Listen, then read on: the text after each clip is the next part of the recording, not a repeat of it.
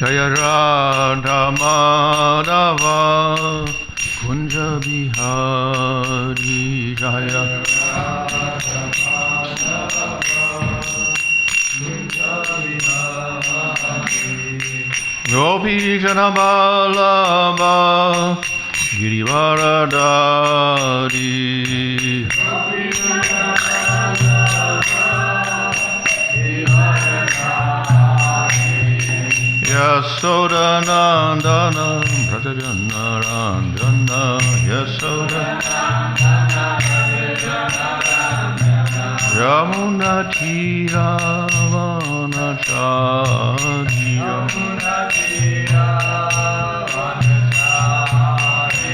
Jaya Radha Madhava Kunja Vihari Jaya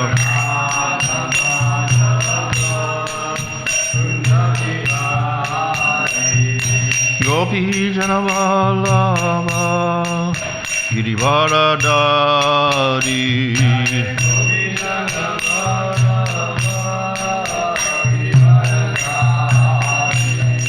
Yasoda Nandana Brajajana Ranjana Yasoda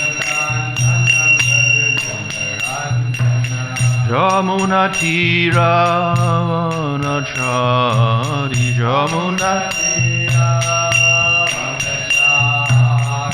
Jaya Radha Madhava Kunja Vihari Jaya Radha Madhava Kunja Vihari Hare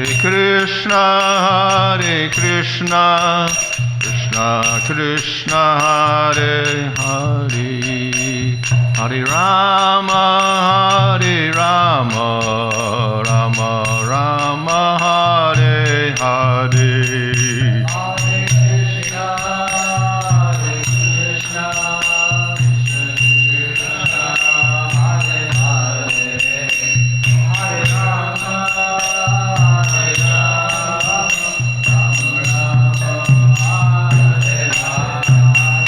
Hare Krishna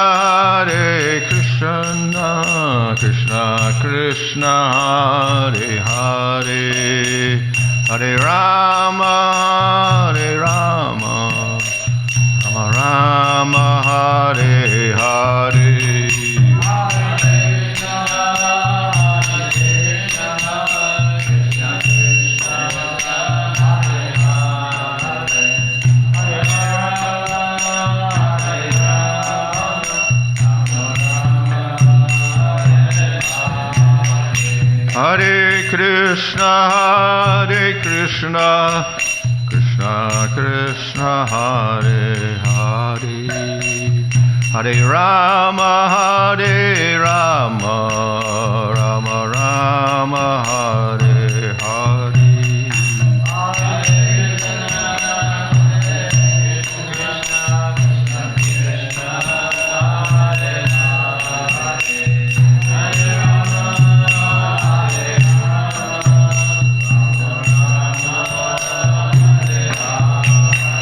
Jaya Prabhupada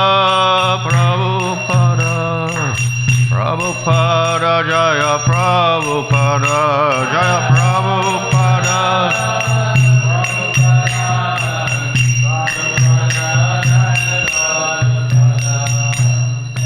Reading from Srimad Bhagavatam Canto 1, Chapter 19, verse 36. Anyatate Vyaktagater Darshanamna Katam Ranam Nitaram Niyamananam Samsidasya Vaniyasaha Anyata, otherwise, te, your, avyaktagate, of one whose movements are invisible, darshanam, meeting, na, for us, katam, how, and ranam, of the people, Nitaram, specifically, Mriyamananam, of those who are about to die, Samsidasya, of one who is all perfect, Vaniyasa, voluntary appearance. Translation: otherwise, without being inspired by Lord Krishna, how is it that you have voluntarily appeared here, though you are moving incognito to the common man and are not visible to us who are on the verge of death? Purport: the great sage Sukadeva Goswami was certainly inspired by Lord Krishna to appear voluntarily before Maharaj Parikshit, the great devotee of the Lord, just to give him the teachings of Srimad Bhagavatam. One can achieve the nucleus of the devotional service of the Lord by the mercy of the spiritual master and the personality of Godhead. The spiritual master is the manifested representative of the Lord to help one achieve ultimate success. One who is not authorized by the Lord cannot become a spiritual master. Srila Sukadeva Goswami is an authorized spiritual master, and thus he was inspired by the Lord to appear before Maharaj Parikshit and instruct him in the teachings of Srimad Bhagavatam. One can achieve the ultimate success of going back to Godhead if he is favored by the Lord's sending his true representative. As soon as a true representative of the Lord is met by a devotee of the Lord, the devotee is assured a guarantee for going back to Godhead just after leaving the present body. This, however, depends on the sincerity of the devotee himself. The Lord is seated in the heart of all living beings, and thus he knows very well the movements of all individual persons. As soon as the Lord finds that a particular soul is very eager to go back to Godhead, the Lord at once sends his bona fide representative. The sincere devotee is thus assured by the Lord of going back to Godhead. The conclusion is that to get the assistance and help of a bona fide spiritual master means to receive the direct help of the Lord himself. Translation: otherwise, without being inspired by Lord Krishna, how is it that you have voluntarily appeared here, though you are moving incognito to the common man and not visible to us who are on the verge of death? So in this verse, Parikshit Maharaj is expressing how the appearance of a devotee of the Lord depends on the arrangements of the Supreme Lord Krishna. We know that the progress of bhakti, even to develop the faith in bhakti, is dependent upon devotees. And is it chance, or what is it that makes the devotee appear before us? So one, of course, it can be the will of the devotee himself, but then the other factor is the will of the Supreme Lord. And often these two combine together and give a chance for a person to get some mercy. In this case, we find that Sukadeva suddenly appears and he wanders into this assembly and he sits down, everybody welcomes him, and then he recites Bhagavatam. So how was that arranged? Was it that Sukadeva knew ahead of time that all this was happening, or what was it?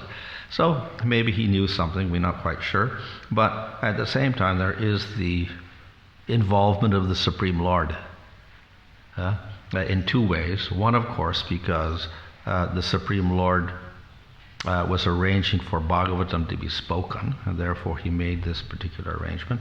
The other is that the devotee of the Lord is ultimately under the control of the Lord. The devotee is, I could say, the puppet of the Lord in some sense. Not that he has no free will, but there's always the impetus of the Supreme Lord behind that devotee to inspire him in different ways to do different things. So therefore, by the inspiration of Krishna, as is mentioned in this verse, Sukadeva Goswami made his appearance here. So it wasn't a chance event. It was some arrangement of the Supreme Lord. Though Sukadeva Goswami may have had some information about this particular event. So there's always the idea here is there's always a connection between the Supreme Lord and the devotee who is preaching and the mercy that he gives to the jivas in this material world. We cannot separate these things, and therefore in Chaitanya Charitamrita there Krishna's Kaviraj writes that it is by the mercy of Guru and Krishna that one gets the seed of bhakti. It's not one or the other, it's actually both. And we cannot separate the two things. So Srila Prabhupada sometimes he describes the devotee as the transparent via media, which maybe is a little esoteric. So the via media, of course, means that it's a means. Like a copper wire is the via media for electricity to get from the generator to the light bulb or whatever like that. So it's a certain pathway, so to speak. So the devotee is the pathway also for the Lord to inspire the jiva. So he's like a copper wire, so to speak. And transparent means that he doesn't interrupt that current by some impurity. So we know that not everything is a good conductor of electricity. If you make your wires out of iron, then you won't get very good light from your light bulb. If you make it out of copper, very good. If you make it out of silver, even better. If you make it out of gold, even better. But so some things conduct better. So we can say they are like the transparent via media, that they don't interrupt or any way obstruct the electricity. So the devotee of the Lord should be like that he doesn't interrupt the flow of mercy from Krishna or the Shakti given from Krishna. And the devotee is something like the copper wire or the gold wire, and he's conveying the Shakti of Krishna to the jivas of this material world through the particular devotee who is transparent. That is, he's got no obstructions, no offenses, no impurities, so that the flow of Krishna's mercy can take place very nicely. This also implies, of course, that we could have various types of devotees. Some devotees are got more Shakti of the Lord.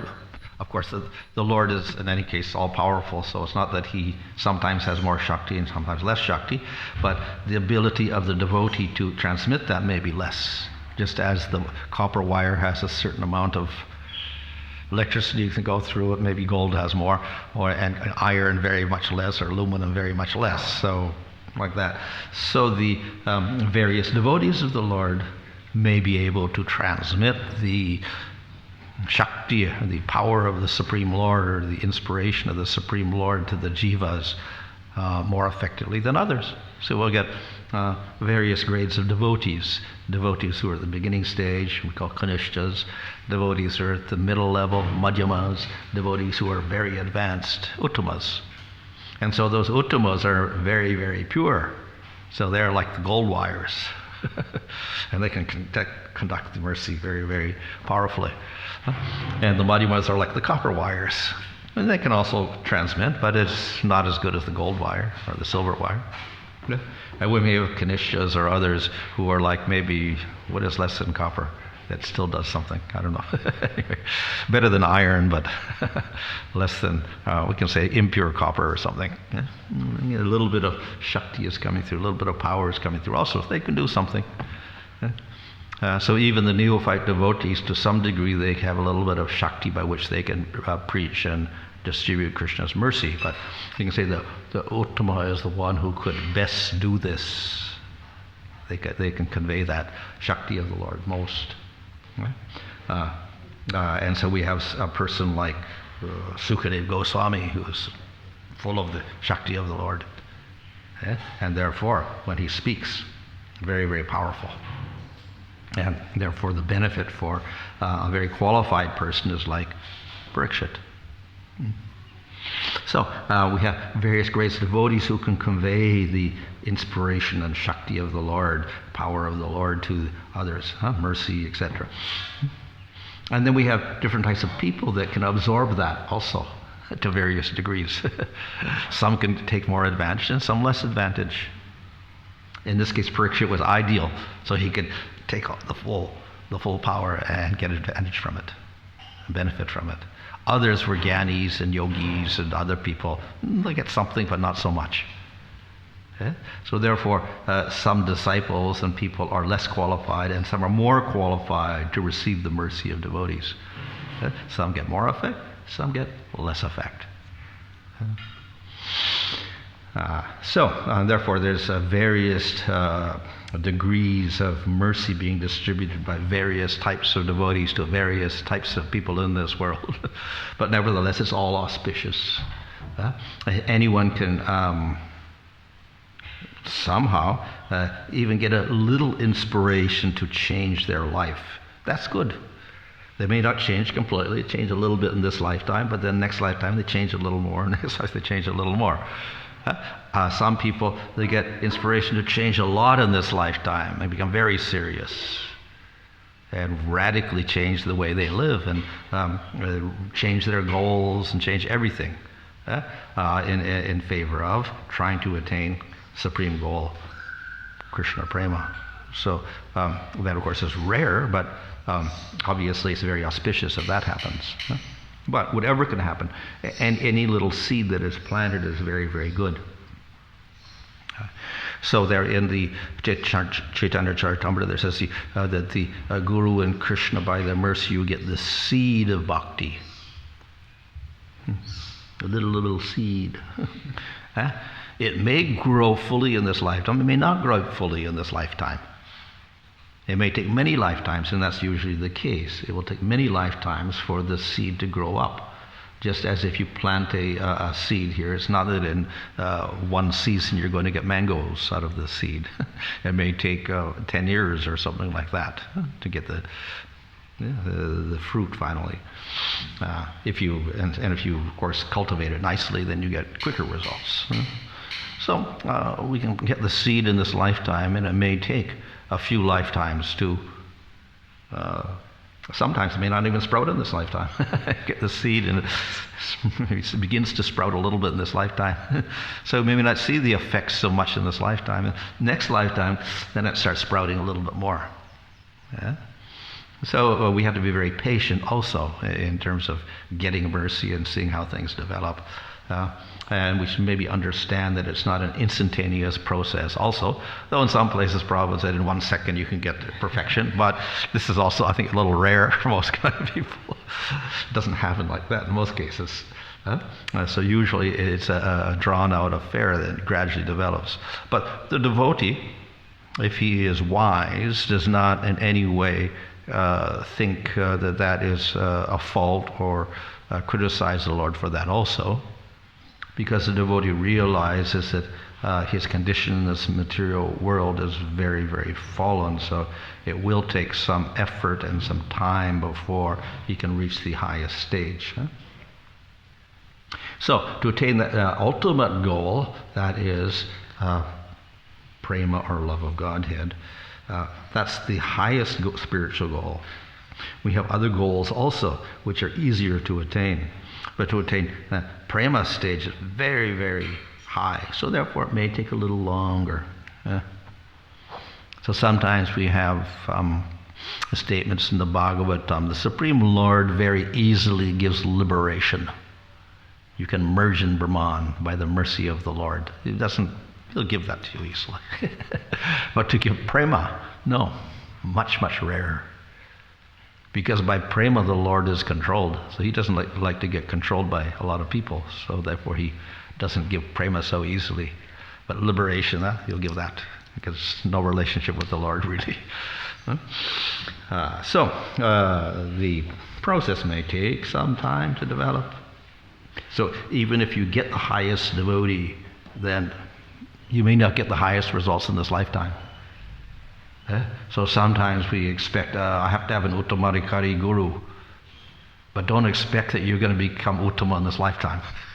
It may take you 20 lifetimes to get to that stage, even if you have an Uttamadhikari guru. It may take you 10 or 20, maybe 100, who knows how long it's going to take, even if you have an Uttamadhikari or a guru or whatever. Right? So we have to be a little bit adult about this and see that see how we can progress concretely, but don't expect miraculous results immediately. At the same time, we expect some result. Otherwise, if we don't have some result, we'll get discouraged. So yes, that also happens. And we do get some immediate result. It's not prema, but we get some immediate effects from the performance of bhakti yoga. In some cases, very immediate effects from this. In terms of destruction of karmas, etc. And some, let's say, transformation, understanding what the goal of life is, satisfaction, freedom from worries, etc. All this can take place. But to get that very highest goal may take many, many lifetimes, even if you have an Uttamadhikari guru or whatever. Therefore, we may not be qualified even to have an Uttamadhikari guru in this lifetime, because, as I said, where people are at different levels and they can only absorb so much. It's very, very difficult for them to get everything in one lifetime. They may not appreciate that person also. So, therefore, it may take some lifetimes. In any case, the Lord makes arrangements for everybody, as Prabhupada says here, that the Lord is in the heart of the particular person, devotee, who's eager for advancement. The Lord is in the heart of the great devotee of the Lord also. So He'll make arrangements such that you can advance. According to your qualification, He'll supply something at the proper time.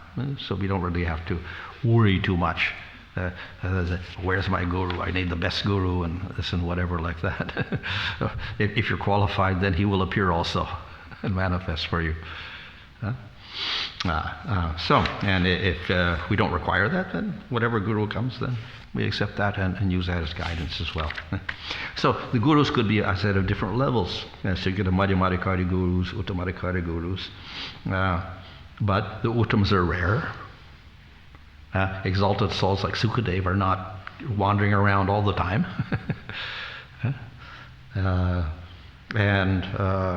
Rare, and they also don't teach everybody at all times. They're not so liberal. Sukadeva didn't teach everybody. He taught Sukadeva Bhagavatam. He didn't teach others. He didn't go around, to all the villagers and start telling them to make namhats everywhere and start just engage them in hearing Bhagavatam and chanting, etc. He was completely silent, and it says he was avyakta. Normally people couldn't understand who he was. So he wasn't preaching. He was completely invisible to everybody in this world. And then suddenly he appeared by his and Krishna's arrangement. He appeared to Sukadeva Goswami.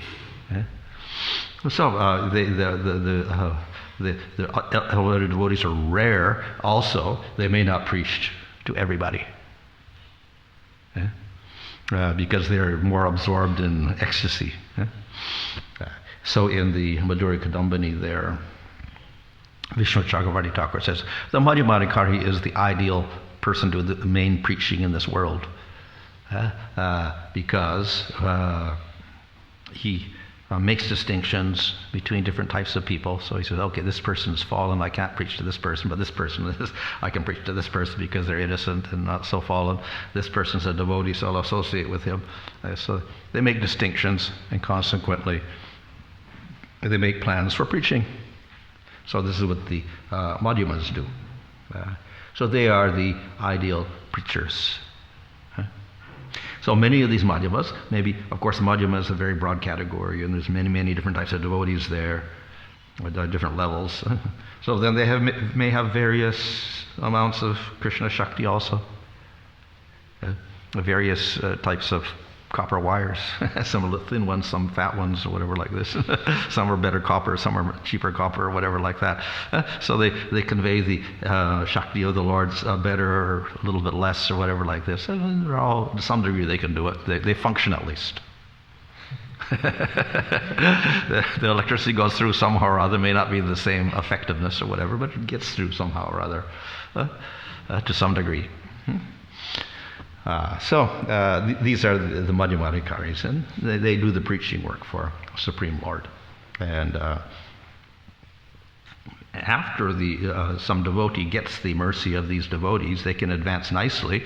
If they're qualified, then they may meet the Uttamadikari or something like that and get that instruction or whatever later on, according to their Krishna's arrangement also. So here the Prabhupada is explaining it's Krishna's arrangement that's making all of this for people. And when Krishna feels you need this proper direction, then you're going to get it by Krishna's arrangement. So we don't have to worry too much about it. Krishna makes the arrangement for the devotees. So therefore, from the beginning to the end.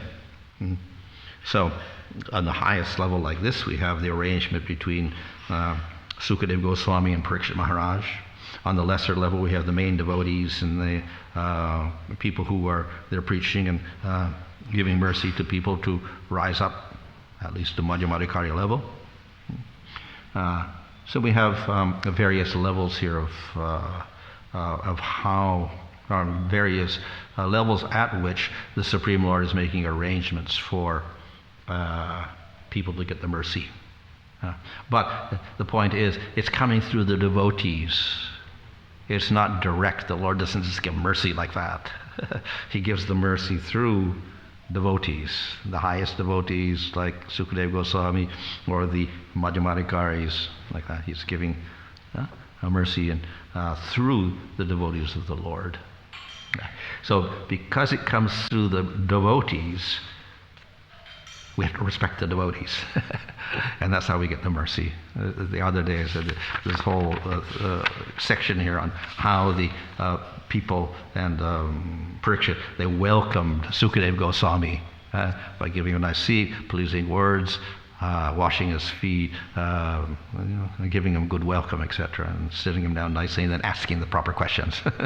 All this is the, how one can please the devotees of the Lord, to serve them properly. So, if the devotee is respected properly, then mercy comes. So when the conditions are proper, then the current of electricity flows very nicely.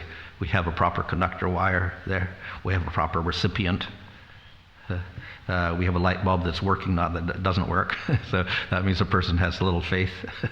So then the current can flow very, very nicely, and they have a little bit of humility and respect. So in that case, then the mercy can flow. The knowledge can flow. The guidance can flow very nicely from Krishna through the devotee to the recipient. And this is how the mercy can manifest in this material world.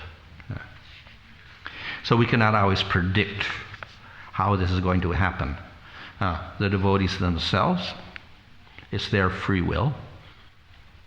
And Vishnu Chakravarti Thakur says, generally the Lord does not interfere.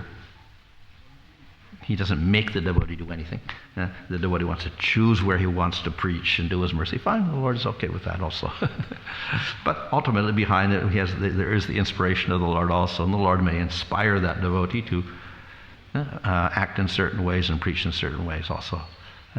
And then, of course, we have the broader thing that Krishna has a whole arrangement for how things are operating in this world, and he's directing all the living entities in different ways. So there's a combination here of the free will of the devotee to give mercy and the Supreme Lord with his arrangements. Okay, any question?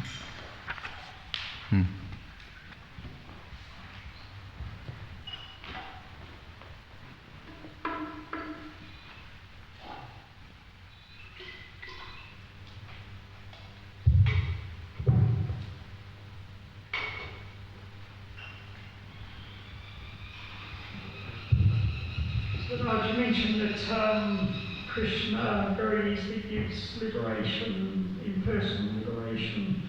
Yeah.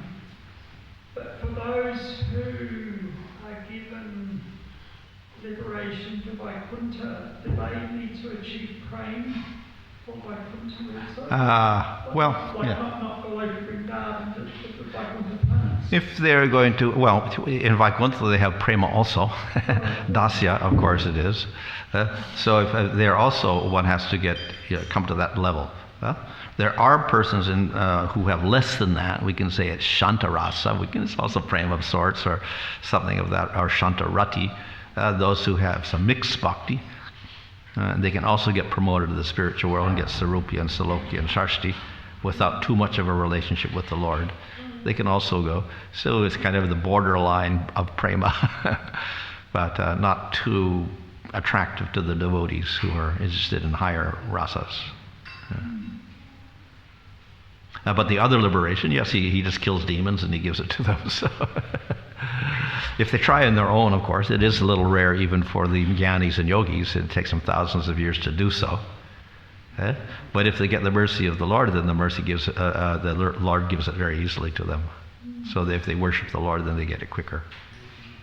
So the example of Putana, obviously she was a demon trying to kill Krishna, but she achieved the Lord Vrindavan. By mercy of the Lord. This is a case of mercy of the Lord. In some cases, also Aghasura went to the spiritual world and got 4 arms. So they may end up with a type of prema, but even that prema is very dilute compared to what the devotees get.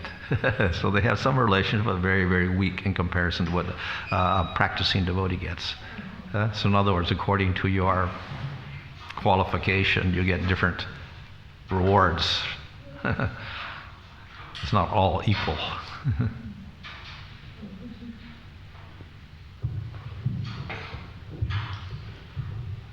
Wondering at this point, you mentioned about the Ultima Adhikari Guru and Ultima Adhikari Guru, and you mentioned that you may have a Ultima Adhikari Guru, but you're not qualified to hear from them. Or something like that, or you're not ready yet. So I'm wondering if because I have experience of that, like I'm with my spiritual master, but I don't have the right questions. I'm not qualified to actually understand what he's fully able to give. So then it's almost better to approach him like a Madhikari and follow their instructions in one sense, like because I'm not really qualified to ask these intimate questions of Krishna's pastimes or something like that. Yeah, of course, even the Uttamaddhikari probably won't even reveal himself to people he feels are unqualified, so they won't even know he's an Uttamaddhikari.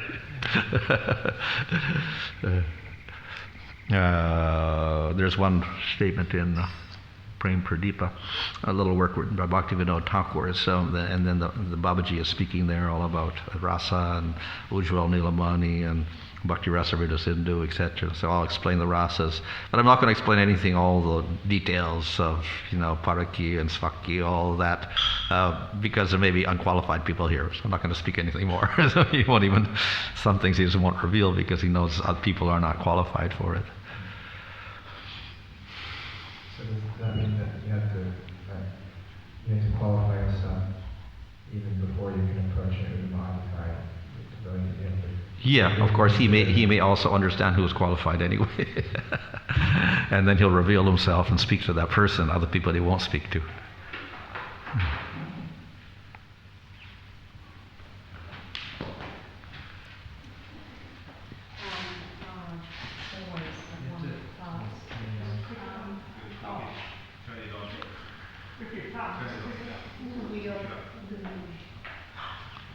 As always, I'm not going to pass much, but just hearing your words that if the advanced devotee is respected, then he can give his knowledge freely to the person that's qualified to hear. Yeah. So as all of us here, we actually have to take that to heart so that we can get that mercy from the most senior person in their purview and get what they need to grow in spiritual life so they can make this next step forward. Mm. And not have to look back, take it forward, so then we have to be really serious that to be qualified so we can get that nectar so that we can go forward. Yeah. Thank you, Maharaj. Underline. Okay. I'll go on. I was just thinking, sometimes we see moments in the Bhagavatam, like Narayana Muni and Bhagavatam. Mm-hmm. He wasn't very receptive. That was Kripa Siddhi again. He got bhava in 3 months, so not a normal case. If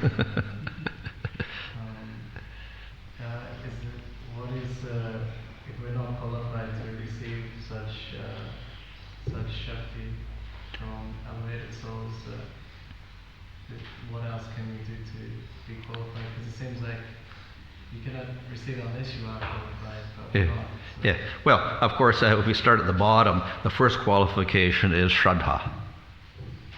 That we have to have some conviction. And it's not a mental thing, actually it's the jiva or the atma has to have some sort of conviction in the Supreme Lord, a willingness, I'm eternally Krishna's servant. That type of recognition of the Lord and we're the servant of the Lord has to be a little bit there in the jiva, that consciousness. So that's just Shraddha, and when it manifests consciously we call that Shraddha. So that at least should be there. So that's our first qualification. Then we'll get the seed of bhakti, maybe not from an uttama, some madhyama comes along, it gives us some directions, and then because we have Shraddha, we are willing to accept it. So that's how we get the seed of bhakti. And then once we get the seed of bhakti, then we have to do some activity to make the seed develop. And as we do that, we become more qualified. We get bhakti, and as we get more and more bhakti, then we become more and more qualified, so therefore we're capable also of receiving more. So by the performance of proper bhakti, then we become more qualified, and then we're capable of getting more mercy and receiving more instructions, getting more knowledge. I was just thinking, in terms of book distribution, Srila Prabhupada's books, when people get the book, is it like the same direct connection to Krishna through Srila Prabhupada? Oh yeah, well that's one way. Yeah. So in other words, of course, people who get the books usually, if we're doing book distribution, is I think as Vaisheshika says, you don't just go anywhere. You look for the more favorable people, the people that maybe look like a little more receptive, and you try to approach those people. So in other words, we're making a little bit of a judgment that these people look like they got a little faith, or that at least they're not hostile or whatever like that. So if they willingly take a book, that means they do already have some sort of faith. And it looks like they have faith. Otherwise, why would they be curious about even accepting a book and trying to read it? So they have some qualities. In other words, we're looking for people who do have a little bit of a qualification when we're distributing books also.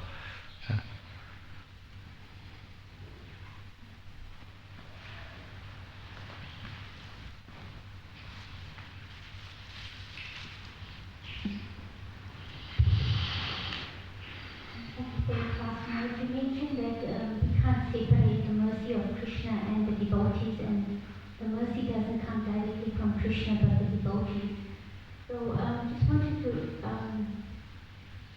understand more clearly Vaishnava etiquette, and sometimes for practical reasons, like for example, if someone's passing a lamp, you may not be able to offer the lamp to the most senior person, the oldest devotee. Just in terms of the etiquette, when we are sharing Krishna consciousness with others, and when new devotees come to Krishna consciousness, and they're very enthusiastic and they encourage. At the same time, I have observed that sometimes when new devotees come, when they are encouraged, sometimes senior devotees may not so open to the Vaishnava etiquette. They kind of come forward and they want to do everything without even asking permission, or can I do this service? So kind of, and then I've also observed that when they just push themselves forward, sometimes then they lapse in their devotional life. And I found that it's sometimes to do with Vaishnava etiquette. When you're trying to encourage someone, at the same time not seeing the balance, like even going simple things, some people may think, oh, you're being too fanatic, but even like going around Tulsi, and there's many devotees, and there's a senior devotee there, so allowing that senior devotee to first offer water to Tulsi, things like that, or like offering flowers to Prabhupada, the most senior Mataji may offer first before others go. So that kind of may be something small, but also it's the principle behind it. Sometimes for practical reasons you may not be able to follow, but just doing these basic things, I found personally that it is helpful in developing that respect to everyone, or just allowing everyone to go first. So could you talk a bit more about the Vaishnava etiquette side of it and the respect side of it, and making progress in yeah. Well, so we have rules in Scripture, and these rules are established for a certain purpose, and if we follow the rules nicely, then of course it's beneficial for us. At the same time, we don't want to have what is called niyamagraha, or over-dependence on rules. We follow the rules to such a high degree that it actually becomes an interruption to our devotional service also. So there has to be a little bit of a flexibility there also in different circumstances. In other words, we cannot always apply the same rules in all circumstances. It's not going to work properly. So we have to have a flexibility within how we apply the rules also in different sorts of circumstances. In any case, the etiquette is there to establish the respect. And if there's ignorance of the rules and we don't know, fine. Maybe break the rules, and so that's not so good. But mainly we can say that the serious offense is caused by the intention behind the person. If it's done out of ignorance, then it's not so bad. But if it is deliberate, then of course it's not good. So it also depends on the intention of the particular person and how they're acting. And if devotees cultivate properly, that is, Trinadapi Sunichinatoropi Sishnada, etc., then you can say all this is minimized. The bad effects will be minimized by the humble attitude that the devotees take, the junior devotees and the senior devotees. And that will resolve the issue, so to speak.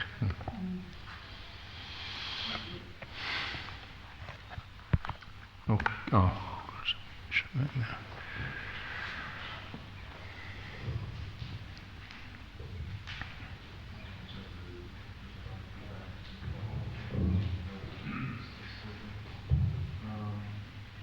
So I just want to ask a question about the definition of the Uttama Adhikari. Mm-hmm. It was like We have two different definitions, actually. And we may confuse the two also. the Srila Prabhupada, who wrote in the Nectar Instruction that like an Uttama Adhikari is like defined by someone who, is always absorbed in serving Krishna and is willing to like spread that to the entire world. Right. I was wondering if there's any other definitions by like previous acharyas, like Bhaktivinoda Thakur. Yeah, well, in the Bhagavatam itself, in the 11th canto, we got the Kanishta, Madhyama, and Uttama mentioned there. There, the Uttama is a person in a very high stage of bhava or prema. And they're completely absorbed in the pastimes of the Supreme Lord. So they're not really aware of the material world. And they don't make distinctions. And when they see people, they think them all as great devotees of the Lord. So they don't distinguish demon from devotee or anything like that. Everybody's all involved in Krishna's pastimes. So there's no point in preaching to anybody. That's, they're like, Lord Chaitanya in Puri, where he would just walk around and he would see Govardhan Hill as a sand dune, and the ocean was the Jamuna, and like this. So he just identifies everything as part of the pastimes of Krishna in the spiritual world. So that's the definition given in the 11th canto. So that's a very exalted stage. Yeah? We have another type of Uttama who is only doing sadhana bhakti. Well, that's mentioned in the Nectar of Devotion. Yeah? So that type of devotee is just a madhyama. He has faith. So it says Uttama in faith. His faith is very deep because he has thorough knowledge of scriptures and a very good intelligence to explain nicely those scriptures so he can convince people. So that's called an Uttama within the Madhyama category. Yeah. Okay. Hare Krishna.